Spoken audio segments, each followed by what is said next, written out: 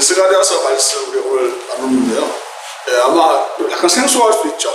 근데 이제 교회를 오래 다니신 분들은 이 본문에서 굉장히 익숙한 본문이기도 합니다. 왜냐하면 성경에 우리가 절기 중에서 종려주일이라는 거 혹시 들어보셨나요? 종려주일. 종려나무를 흔들면서 예수님이 예루살렘을 십자가하는 걸 환영하는 때 바로 이 본문, 이 스가랴 본문에서 인용되어서 하는데요. 자, 여기 보면 이제 종려나무는 없고 나귀에 대한 이야기가 나오잖아요. 나귀를 타고 입성하신다. 이런 장면이 이제 나오죠. 예수님이 나귀를 타고 입성하신다는 것이 어떤 의미를 가지고 있나 좀 생각을 해봐야 되는데, 그다시 전쟁을 하고 왕들이 자기의 왕궁으로 돌아올 때 전쟁에서 승리했을 때 이제 뭘 타고 오냐면 큰 말을 타고 이제 개선 장군으로 돌아오잖아요. 근데 그런 모습이 있는데, 나귀를 탈 때는 어떤 모습이냐면, 나귀는 평강의 시간, 평화의 시간 가운데서는 아주 한산하게 나귀를 타고 여유있게 다니는 그런 모습을 첫 번째 여러분이 이제 생각할 수가 있게 될때요. 그리고 또 두 번째, 이 나귀에 대한 이야기는 성경 어디에서 나오냐면요. 역시 여러분, 아브라함, 이삭을 하나님께 제물을 바칠 때 나귀에 대한 장면이 나오거든요. 자세히 보면, 자세히 23장에 보면은 아브라함이 자기 이삭을 데리고 갈 때 바로 이 나귀에 대한 이야기가 나옵니다. 그럼 무슨 의미를 가지고 있냐면, 바로 사실은 이삭을 제물로 바치잖아요. 바치는 나귀를 타고 가는 것을 이제 상징적으로 보여주는데, 그때 어디로 가냐면은 모리아 산으로 간다고 성경에 나와 있어요. 그 모리아 산이 어디냐면 바로 이 예루살렘으로, 당시에는 아브라함 시기에서는 모리아 산이 되는 것이죠. 그래서 예수님이 가시는 그 상징은 첫 번째는 왕인데 겸손하시고 평화의 왕의 모습 이미지를 우리에게 보여주실 뿐 아니라, 두 번째, 십자가에 예수님이 죽으시는 것을 마치 이삭이 제물로 바쳐지는 것 같은 그런 모습. 또 이삭이 죽을 뻔했는데 죽지 않고 살잖아요. 예수님께서 부활하시는 것 등등을 상징하는 그런 의미가 바로 우리가 읽은 스가랴 9장 말씀이라고 할 수 있습니다. 그래서 예수님의 그 나귀를 타고 입성하시는 모습에 대한 예언은 예수님 오시기 전에 자그마치 약 400~500년 전 이야기지만 예언되어진 대로 성취되는 것을 우리는 경험하게 되는 것이죠. 예수님의 그 오심에 대한 성취가 바로 이 스가랴 말씀에 있기 때문에 이 말씀은 메시아의 예언으로 우리가 이해할 수가 있습니다. 참 재밌는 것은, 우리도 자매님들이 많이 계시지만 시온에 따라 크게 기뻐할지어다 이렇게 말하고 있습니다. 시온에 따라 크게 기뻐할지어다. 근데 시온의 딸, 예루살렘의 딸이라는 의미는 사실은 어떤 의미를 가지고 있냐면요, 이 큰 성이 있잖아요. 그럼 그 성 주변에 있는 작은 마을들을 의미해요. 그 주변에 있는 마을들을 의미하거든요. 좀 더 통칭해서 예루살렘 전체를 말하고 있고, 또 시온 전체를 얘기합니다. 실제로 가보면요, 시온하고 예루살렘하고 같이 존재하고 있어요. 그게 멀지도 않고 아주 가깝게 조그만 도시처럼 여겨지는데, 다 보이는 만큼 바로 건너편에 보이는 정도, 유적지보다 더 가까운 것 같아요. 훨씬 가까운 거리에 이 시온 성이 있고, 다윗의 왕궁이 있는, 또 예루살렘 성 또한 아주 가까이에 있는데, 바로 이곳에 있는 그 주변에 있는 모든 성읍들까지도 크게 기뻐하라 이렇게 선포하고 있습니다. 근데 기쁨의 이유에 대해서 나중에 더 설명하고 있죠. 이유가 뭐냐면, 네 왕이 내게 임하시나니, 내 왕이 내게 임하시나니, 그 이유가 되는 거예요. 기뻐하는 이유가 뭐냐면, 왕이 임하시기 때문에 기뻐하라는 말씀을 해주시고 있는 것이죠. 근데 여러분, 이제 성경에 대한 이해를, 말씀을 묵상하다 보면은 이 말씀이 때로는 굉장히 아주 정교하게 되어 있다는 것을 경험하게 됩니다. 오늘 우리가 읽었던 이 본문 같은 경우에 그런 말씀이라는 것을 깨닫게 됐는데요. 그만 읽었던 것처럼 시온에 따라 크게 기뻐할지어다 라고 하는 내용, 딸이라는 말이 나오잖아요. 근데 이 성경에서 우리 읽었던 17절에 보면요, 17절 같이 한번 다시 읽어볼까요? 17절 시작. 그의 형통함과 그의 아름다움이 어찌 그리 큰지요. 옥식은 청년을, 새 포도주는 처녀를 강건하게 하리라. 성경 말씀에서 이 앞에 나와 있는 내용과 뒤에 있는 말이 인클루전이라고 하는데, 마치 그 샌드위치처럼 구조를 가지고 있을 때가 있어요. 그래서 말하자면 앞에 시온의 딸이라는 말이 나왔잖아요. 뒤에 새 포도주는 처녀를 강건하게 하리라 하는 말로 딸과 처녀가 이렇게 연결되잖아요. 또 재밌는 게 뭐냐면, 9절 말씀 보면요. 9절 다시 한번 볼까요? 9절 시작. 시온에 따라 크게 기뻐할지어다. 예루살렘에 따라 절로이 부를지어다. 보라, 내 왕이 내게 임하시나니 그는 공의로우시며 구원을 베푸시며 겸손하여서 나귀를 타시나니 나귀의 작은 것 나귀의 새끼라. 여기 내 왕이 내게 임하신다는 말이 왕이라는 말이 나오는데 참 재밌게도 16절에 보면요 동일한 말이 나오는데 이날에 그들의 하나님 여호와께서 그들을 자기 백성의 양떼같이 구원하시리니 그들이 왕관의 보석같이 여호와의 땅에 빛나리로다. 앞에 왕이 나오는데 이번에는 왕관이라는 말이 나오죠. 그 왕관이 어떤 얘기를 하고 있냐면 그 왕관에 보석같이 빛나는 존재가 시온의 딸과 예루살렘의 딸들이며 동시에 이들이 청년이고 처녀라는 것을 말씀해 주고 있는 것이죠. 샌드위치가 보여주시나요, 여러분? 먼저 딸과 처녀를 얘기하다가 왕과 그다음 뭐라 하죠? 왕관, 마치 그들의 보석 같은 그런 모습. 또 하나의 샌드위치 안에 있는 내용들이 나오는데요. 뭐냐면 무슨 말이냐면요. 바로 1절, 9절이었던 구원을 베푸시며 라는 말이 나오잖아요.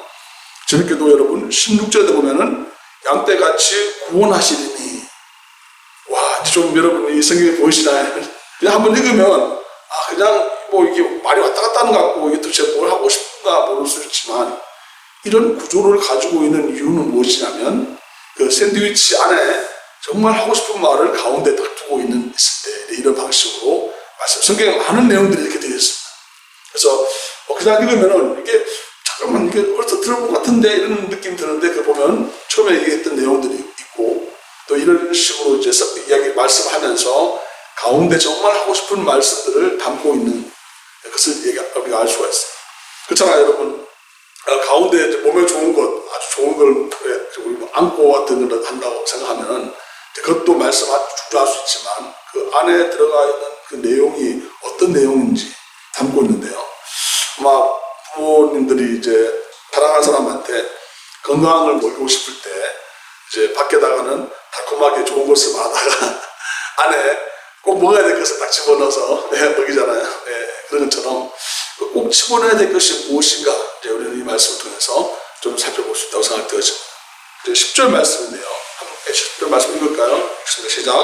내가 에브라함의 병거와 예루살렘의 말을 끊겠고 전쟁하는 활로 끊으니 그가 이방 사람에게 화평을 전할 것이요 그의 통치는 바다에서 바다까지 이르고 유라데 강에서 나그까지 이르리라. 아멘. 이 말씀 무슨 말인지 이해되세요? 에브라임의 병거와 예루살렘의 말을 끊겠다. 그 전쟁하는 활을 끊는다. 이게 어느 나라의 병거를 끊는다는 뜻이죠? 이스라엘에. 잠깐만요. 이게 문제가 뭐냐면 지금 이 스가랴의 배경은 뭐냐면 사실 포로로 잡혀갔다가 돌아온 이스라엘 백성들인데 지금 말을 더 키우고 병거를 더 강대하게 하고 군사를 더 훈련시켜서 적군이 쳐들어왔을 때 방어할 수 있는 그런 상태가 돼야 되는데 지금 뭐라고 말씀하시냐면 에브라임의 병거와 예루살렘의 말을 끊겠고 전쟁하는 활도 끊으리니 이렇게 말하고 있어요. 한마디로 말하면 무장해제하는 거예요. 아니 전쟁을 하려면 말이 있어야 되고 활도 있어야 되고 병거도 있어야 되는데 가장 중요한 무기들을 다 없애버리겠다고 하시는 거예요. 누가? 하나님. 왕이 임하셔서 일을 하겠다고 하는 거예요. 그럼 이게 말이 되나? 잠깐만 이게 앞에 샌드위치에 밖에 있는 이해 좋은 말씀 받았는데 이 말씀을 들었던 이스라엘 백성들은 도무지 이해할 수 없는 상태가 되겠죠. 아니 우리를 구원하신다는 분이 우리를 하여금 무장해제를 시켰다니 이런 내용들이 나오겠죠. 그 이유는 무엇이냐면 사실은 바로 하나님께서 구원하신다는 것을 나타내 보여주시기 위해서였습니다. 만약에요 이스라엘 백성들이 병거가 훨씬 많고 말이 많고 활도 많고 화살이 많다고 한다면 어떻게 될까요? 우리가 힘을 많이 내서 우리가 스스로 구원한 거예요. 자력 구원을 한 거죠. 내가 힘이 세서 다른 상대방이 우리를 실망이 못한다고 하는 것이 되지만 이 말씀은 뭐냐면요 그것을 다 끊어버려도 그것이 아무것도 없다 할지라도 내가 하나님 되어서 내가 이 모든 것을 통치하고 다스린다는 것을 너에게 나타내 보여주겠다. 하나님의 구원에 대해서 나타내 보여주신 말씀이죠. 굉장히 중요한 말씀이라고 할 수 있어요.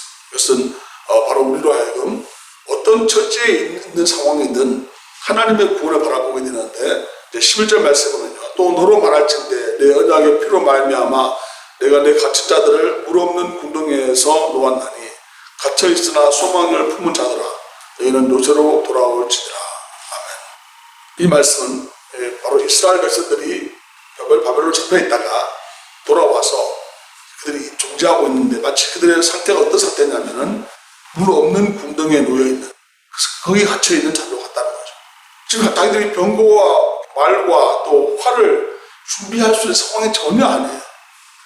자기가 어떤 노력과 힘을 쓴다 할지라도 도무지 자기 스스로가 구원할 수 있는 상태가 되지 않는데, 하나님께서 그곳에서 하나님의 부르심으로 말미암아 그들이 하나님께로 돌아오게 되는 것을 말씀하고 있습니다. 요새는 뭐냐면 바로 예루살렘이고, 그들이 지금 짓고 있는, 사실 이 당시에 짓고 있는 성전이고, 사실 여전히 그들의 주위에 있는 위협과 또 불안, 두려움이 그들을 둘러싸고 있는 그런 상태에서, 엉덩이에서 하나님께서 부르셨다는 것을 말씀해 주고 있습니다. 이 말씀은 우리에게 하나님의 구원에 대해서 다시 한번 생각하게 됩니다. 사실 우리가 예수 그리스도를 통해서 구원을 받게 되는데, 그 구원은 내 노력과 내 의지나 내 방식으로 주어진 것이 아니라 전적인 하나님의 은혜이시고 하나님의 전적인 역사하심으로 나에게 구원을 주어졌다는 것을 우리는 고백하지 않을 수 없는 것이죠. 저는 저번에 한번 말씀 제가 들은 적이 있는데, 얼마 전에 이제 프랑스를 다녀왔을 때 거기 이제 성원용 목사님이라는 분을 만났는데, 그분이 공교롭게도 책을 쓰신 게 있는데, 그분의 책을 제가 소개받았는데, 책 제목이 위그노라는 사람들에 대한 이야기였어요. 혹시 들어보셨나요? 위그노? 전혀 모를 수 있죠. 네. 이 위그노라는 사람들은 프랑스의 16세기부터 18세기까지 있었던 이제 주로 이제 개신교인들인데요. 여러분 아실 거예요. 켈빈의 그 신앙을 본받아서 개신교로 이제 신앙생활을 하게 됐죠. 하지만 그 당시에 이제 사회의 문화적인 환경이 왕권부터 시작해서 아주 강력하게 개톨릭 중심으로 되어 있다 보니까 그들이 공격을 받기 시작하죠. 그리고 이제 우리가 알고 있는 36년, 37년 되는 프랑스 내에서의 전쟁이, 위그노 전쟁이 시작되는데요. 시발점은 그 바스티라고 하는 동네에서 100여 명, 140명 정도가 죽임을 당하게 되고, 또 그 이후에 혹시 여러분 중에 영화 보신 분도 있을 수 있어요. 여왕 마고라는 영화인데, 그 영화가 바로 그 배경인데, 사람들을 이제 결혼식으로 이제 해서 위그노들 다 불러서 그들을 이제 처형하기 시작하는데, 자그마치 이제 10,000명 혹은 이제 그 이후까지 다 하면 약 30,000명 정도를 죽이는 엄청난 사건이 이제 벌어지게 되죠. 우리는 이제 일반적으로 알려져 있게 너무나 파리 그러면 어떠세요, 여러분? 아주 세네강이 아주 로맨틱하게 생각되어져 멋진 곳이잖아요. 그 당시에 그 위그노의 피가 정말 세네강에 아주 넘쳤다고 하죠. 또 이제 뭐 어떤 사람들이 아니라고 하지만 이제 그 많은 사람들을 죽여서 이제 어디다가 이제 그 사람들을 앉혀 묻게 됐냐면, 우리가 많이 여행하는 에펠탑 근처에다가 내놨다고 하는 그런 말이 있습니다. 목사님은 그 책에서 이제 그런 것들을 이제 언급하고 있는데, 근데 놀라운 것은 그 위그노들이 가지고 있는 그 신앙의 모습이었어요. 그들이 이제 물론 어느 정도는 이제 전쟁하게 되는 그런 상황도 있었지만, 그 당시에 그들 핍박으로 인해서 퍼져나간 곳이 어디냐면 영국으로 가게 되고 네덜란드로 가게 되고 스위스로 가게 됐어요. 그 사람들이 그 당시에 상공인들이었기 때문에 영국에 우리가 알고 있는 발전에 엄청나게 기여하게 되고요. 네덜란드에 가서는 그 사람들이 무역에 발전하게 되고, 산업혁명과 영국의 산업혁명과 네덜란드에서는 무역을 굉장히 많이 하는 쪽으로 가게 되고, 스위스에서는 너무 잘 알고 있는 것처럼 시계 세공 쪽으로 이제 퍼져나게 됐다고 하는 이야기가 있습니다. 심지어 이제 우리가 알고 있는 뭐 조지 워싱턴이라든지 미국의 7, 8명의 대통령이 그 위그노의 후예라고 하는 것이 이제 그 책에서 밝히고 있는 내용들인데요. 그들이 큰일 했다, 위대했다는 내용들보다는 또는 어디에 더 주목하게 되냐면요, 이 위그노들이 그 당시에 그 상황 속에서도 하나님을 예배하는 일에 가장 집중했다는 거죠. 심지어 그들이 죽임을 당하고 모든 재산이 몰수되는 그런 상황 속에 있을지라도 그들은 끊임없이 하나님을 예배하는 일에 그들의 마음을 다 쏟았다는 그 기록들이 남아져 있습니다. 그래서 무슨 이 말씀을 우리 찾아주는 마찬가지인데요. 사실 우리가 하나님의 구원을 이야기할 때 우리 우리에게 주어져 있는 상황과 환경에 대해 생각하잖아요. 내가 가지고 있는 이런 상황이기 때문에 나는 이렇게 대처할 수 있을 거라고 생각하잖아요. 하지만 하나님은 하나님의 방법으로 우리를 구원하시기 때문에 하나님이 어떤 분이신지를 하나님께 감사와 영광과 찬양을 마땅히 올려드려야 될 예배를, 경배를 올려드리는 것에 대하여 가장 집중하는 것. 바로 그들이 성도들의 모습이고 하나님의 사람들의 모습이라는 것을 깨워주고 있는 것이죠. 우리가 신앙생활하고 있는 믿음의 사람도 마찬가지예요. 기독교가 한국에 들어와서 이제 엄청난 박해를 받았잖아요. 박해를 받고 있는 중에서도 하나님께서 하나님의 사람들을 세우시는데 그 사람들의 마음속에 어떤 생각이 들 수 있냐면요. 우리도 분들을 더 강대하게 만들어서 이들하고 대적해서 계속 싸워야지. 투표하지 말고 더 직결해서 정말 이 정권을 무너뜨려야지. 그런 식으로 하지 않았다는 거예요. 그들은 굉장히 자기를 보호하는 정도에서만 무장했었지. 그들이 그 나라를 정복시키거나 그들이 가지고 있는 힘을 더 강대하게 해서 상대방을 굴복시키는 방식으로 가지 않았다는 사실. 좀 놀라운 내용이라고 생각되었습니다. 왜냐하면 하나님의 구원에 대해 생각할 수 있기 때문에 하나님의 실제 존재하시는 분에 대한 이야기들을 우리는 나누기 때문에 그 하나님께서 우리를 하나님의 방법으로 구원해 주시는데 그 구원은 단순하게 이 모든 문제에서 해결되어지는 것을 넘어서 영혼에 잇대어진 구원에 대한 그들의 마음속에 확신이 있었기 때문에 그렇다는 거죠. 저는 이제 프랑스에 가서 예전에 갔을 때도 그렇지만 지금도 놀라운 것이 뭐냐면 사람들이 낭만적이고 아름다운 도시고 이렇게 생각할 수 있지만 사실 이 역사를 살펴본다면요. 어쩌면 그들의 마음속에 과연 자기 형제를 죽이고 가족을 죽이고 또 심지어 자기의 모든 것을 빼앗아간 그들을 용서할 수 있었을까? 또 다시 그 사람들과 함께 생활이 가능할 수 있었을까라는 생각이 듭니다. 지금 있잖아요. 전 세계에서 전쟁을 보고 있는데 만약에 우리의 가까운 가족들이 또 친척들이 죽임을 당했다 그러면 정말 우리의 눈에서 불이 나면서 어떻게 하든 보복하려고 할까요? 어떻게 하든 그 보복을 해야지만 잠을 잘 수 있을 것 같다는 생각이 들지 않습니까? 뿐 아니라 용서라는 것을 생각도 할 수 없죠. 또 내 마음속에 분노가 끊임없이 불타오를 수밖에 없죠. 이스라엘의 말씀이 주어졌던 이스라엘 백성도 마찬가지였어요. 이스라엘 백성이 포로로 잡혀갔어요. 이름도 다 뺏겼어요. 자기 가족들이 어떻게 되는지 생사도 알 수 없어요. 자기 노예 같은 삶을 살고 있어요. 겨우겨우 이스라엘로 돌아왔는데 보니까 그 주변국들은 여전히 자기들을 괴롭히고 있어요. 자기들은 내일 어떤 일이 벌어질지 알 수 없는 상황이 됐어요. 마음이 기뻐하지만 기뻐할 수 있겠습니까? 그들 마음속에 용서나 화해나 그들과 함께 살 수 있는 그런 환경이 절대 될 수 없었죠.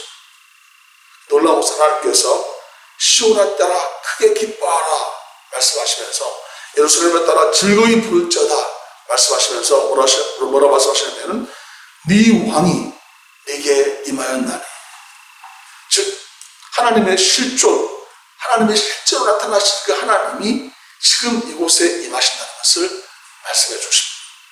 그 왕이 임하셨을 때 내 마음속에 도무지 다스릴 수 없을 것 같은 내 마음의 감정, 생각들, 또 분노와 미움과 원망과 또 정말 복수심, 이런 모든 것들을 그 왕주 앞에 내려놓게 되고 나는 내가 해야 될 일, 하나님을 기뻐하고 찬양하고 예배하고 다시 성전을 수축하고 성곽을 짓고 다시 하나님을 기뻐하시는 그런 삶으로 나아갈 수 있는 그런 곳으로 우리의 삶을 부르신다는 놀라운 사실이죠. 여러분, 그것으로 끝이지 않습니다. 하나님께서 그 다음에 어떻게 하시냐면요. 12절 이하 보면은, 13절에 보면요. 내가 유다를 당긴 활로 삼고 에브라임을 끼운 화살로 삼았으니 시온아 내가 내 자식들을 일으켜 헬라 자식들을 치게 하며 너를 용사의 칼과 같이 갖게 하리라. 여호와께서 그들 위에 나타나서 그들의 화살을 번개같이 쏘아내실 것이며 주 여호와께서 나팔을 불게 하시며 남방 회오리 바람을 타고 가실 것이라. 이 전쟁에 하나님이 직접 참여하시는 것에 대하여 말씀해 주고 있습니다. 하나님이 공의로 그 원수들에 대하여 심판하실 것에 대하여 말씀하시고요. 뒤에 내용 읽었던 거 보면 놀라운 말들이 나옵니다. 원수를 삼키며 물맷돌을 밟을 것이며 그들을 피를 마시고 즐거이 부르기를 술 취한 것 같이 할 것인지 피가 가득한 통에와 같고 피 묻은 제단 모퉁이와도 같을 것이라. 아주 무시무시한 하나님의 심판 이야기가 나오죠. 누구에게? 이스라엘을 박해하던 그 주변 나라들에 대해서 그런 일들을 하나님의 공의로 하실 것을 대하여 말씀을 주고 있습니다. 여러분 이쯤 되면 어떤 생각이 들까요? 너무 심하신 거 아닌가 이런 생각이 들 수가 있어요. 하나님의 공의로 그 땅을 심판하시는데 너무 심하신 거 아닌가라고 생각할 수가 있어요. 그래서 우리가 이 말씀을 이제 스가랴 말씀을 계속해서 매일 성경으로 묵상하는 이유가 거기 있죠. 한번 찾아보겠습니다. 스가랴 바로 전날의 말씀인데 9장 7절 말씀 한번 읽어볼까요? 9장 7절 말씀 함께 했습니다. 시작. 그의 입에서 그의 피를 그의 빗사이에서 그 가증한 것을 제하리니 그도 남아서 우리 하나님께로 돌아와서 유다의 한 지도 같이 되겠고 에그론은 여루살렘 같이 되리라. 아멘. 여러분 에그론 위에 보면 아스글론 또 주변에 있는 다른 이름들이 나오잖아요. 이 지역이 어디냐면 바로 이스라엘을 핍박하던 나라들을 얘기해요. 특별히 우리가 여기서 나오는 내용들은 블레셋 같은 아주 오랜 적대국이죠. 근데 그들의 입에서 가장 것을 제거하고요. 하나님께 돌아와서 유다의 한 지도자처럼 하나님의 소중하게 여기시는 사람으로 그 백성들 또한 만드시겠다는 거예요. 이것이 하나님의 약속이고 계획입니다. 또 드셨습니다. 하루 더 전달하셨어요. 28장 23절 말씀 같이 한번 볼까요? 시작. 8장 23절 시작. 만군의 여호와가 이와 같이 말하노라. 그날에는 말이 다른 이방 백성 10명이 너 사람 하나의 옷자락을 잡을 것이다. 곧 잡고 말하기를 하나님이 너희와 함께 하심을 들었나니 우리가 너희와 함께 가려 하리라 하신다. 아멘. 무슨 말씀이냐면요. 그 이방인들에 대한 멸망 또한 하나님께서 행하시지만 하나님의 원래의 뜻은 뭐냐면요.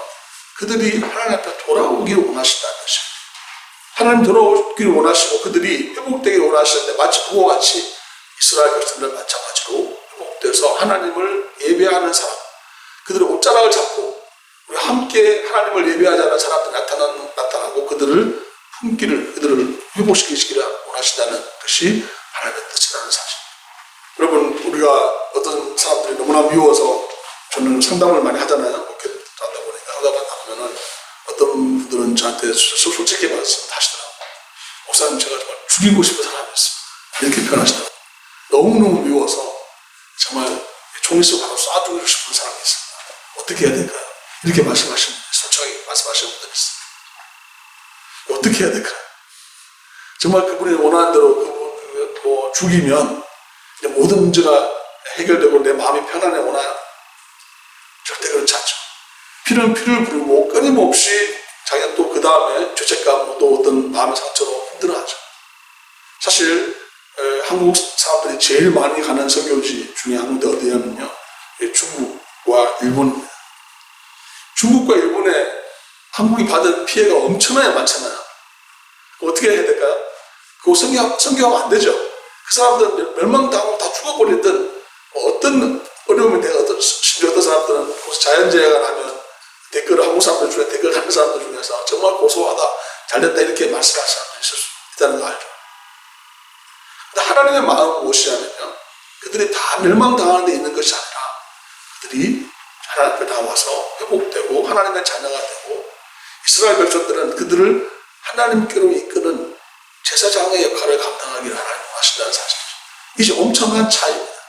사실 우리는 원수를 생각할 때 우리의 마음속에 원수가 잘 안 됐으면 좋겠고, 정말 나를 괴롭히는 사람이 산사나 내 주위에 있는 사람들 중에서 나를 힘들게 하는 사람이면 그냥 하나님이 불을 확 내려가지고 그냥 다 망했으면 좋겠다는 것이 우리의 마음의 생각이죠.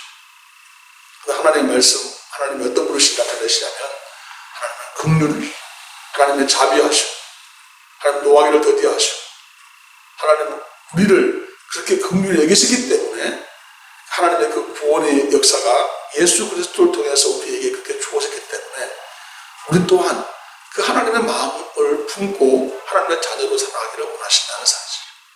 너무나 미운 사람들 있잖아요. 도무지 이 사람들은, 이 사람만 없어지면 세상에 평화가 올 것 같은 사람들은 자원이 있을 수 있죠. 하나님은 그 사람조차도 구원하시기 원하시고 또 하나님의 백성 삼으시기를 원하신다는 것이 오늘 말씀 우리에게 주신 놀라운 진리인 것이죠. 말씀했습니다. 시온의 딸, 바로 우리죠.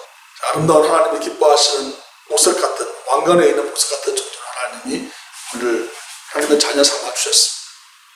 이것은 우리에게 우리가 어떤 삶을 살아야 되는지에 대해서 나타내 보여주시는데, 첫 번째는 하나님의 구원과 하나님의 심판에 대해서 전적으로 하나님께 맡겨드려야 된다는 사실. 구원도 하나님이 행하시고 심판도 하나님이 행하시기 때문에 내가 심판하고 내가 다른 사람들을 구원할 수 없다는 그 인식이 철저하게 우리에게 있어야 한다는 사실이죠. 그리고 하나님이 행하실 일들을 통해서 하나님이 행하실 일들에 대해서 우리는 겸손하게 엎드리고 하나님을 찬양하고 하나님을 기뻐하는 것만이 우리에게 주어진 아주 놀라운 사실. 아까 말씀 제가 드린 어떤 분이 얘기 들었잖아요. 상담을 하면서 어떤 사람을 죽이고 싶다라고 하는 그 분이 저한테 메시지를 보내셨어요. 아무것도 염려하지 말고 모든 일에 기도와 간구로 내 구할 것을 하나님께 감사함으로 하나님께 아뢰라. 그리하면 빌립보서 4장 말씀, 그리하면 우리의 마음과 생각을 주께 지켜주신다는 너무나 유명한 말씀이죠. 어떻게 아무것도 염려하지 않고 모든 일에 기도와 간구로 너희 구할 것을 감사함으로 하나님께 아뢰 수 있을까요? 이렇게 질문해 오셨어요.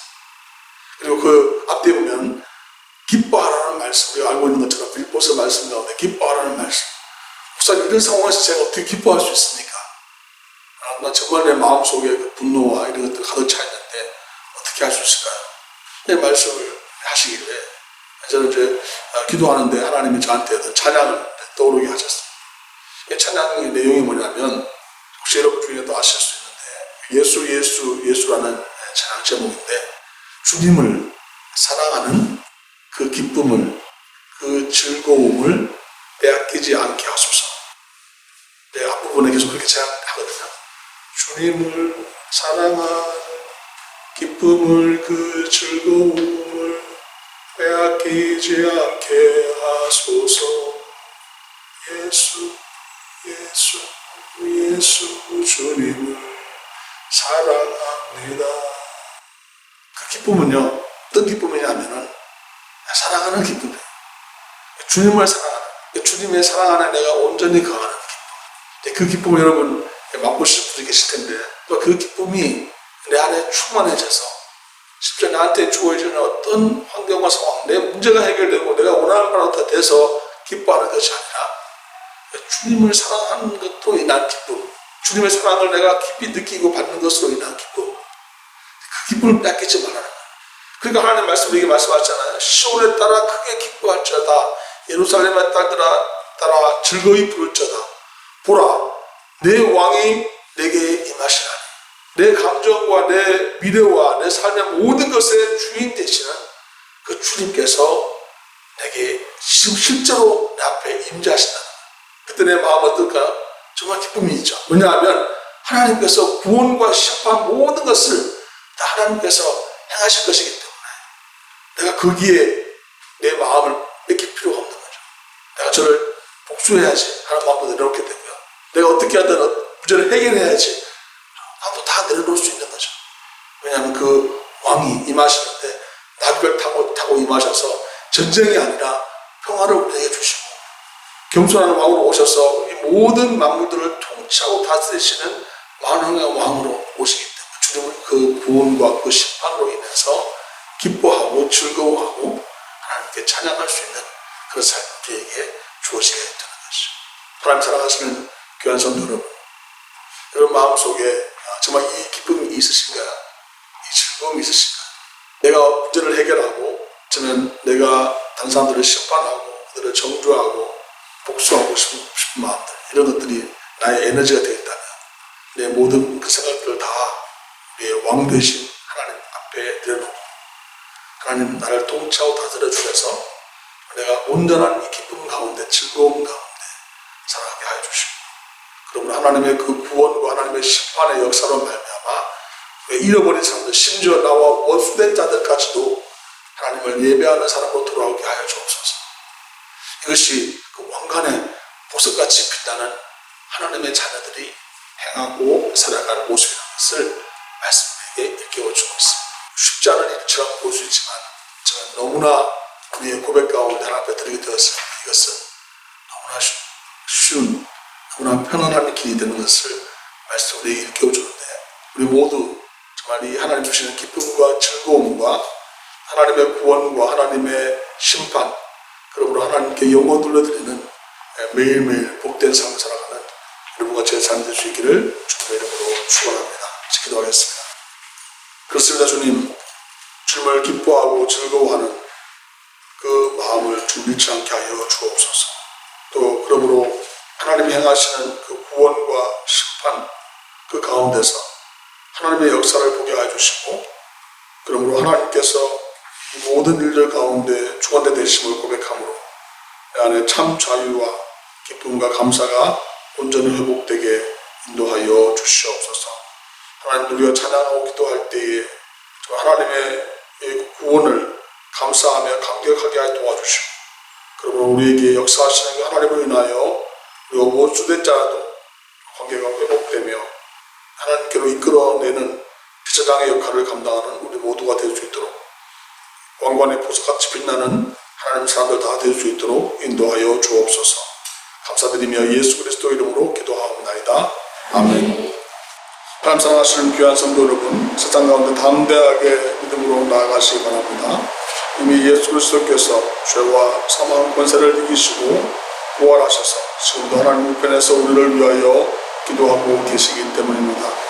지금 우리 주 예수 그리스도의 크신 은혜와 하나님 아버지의 무한하신 사랑하심과 하나님의 감동 교통 충만하심이 하나님으로 인하여 즐거워하고 기뻐하며 또 하나님께 감사와 영광을 날마다 올려드리는 주의 백성들 머리 위에 지금부터 영원토록 함께 하시기를 간절히 축원하옵나이다. 아멘. 하나님 감사합니다.